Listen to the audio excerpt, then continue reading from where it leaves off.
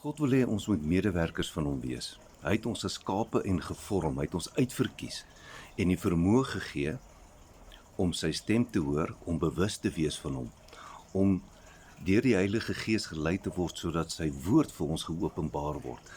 Hy het ons geskape sodat ons denke kan vernuwe en kan weet wat is sy wil. Sy goeie wil is dat ons gered moet wees.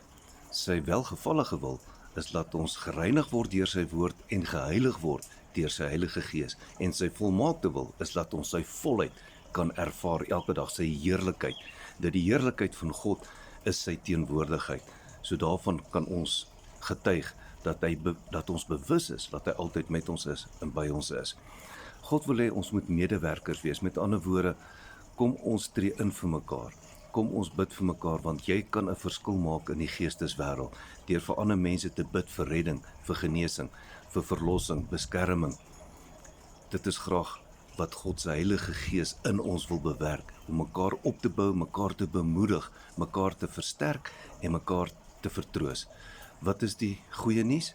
God wil hê ons moet medewerkers van hom wees. Hy gee vir ons daai voorreg om medewerkers te wees. Wat is die belofte?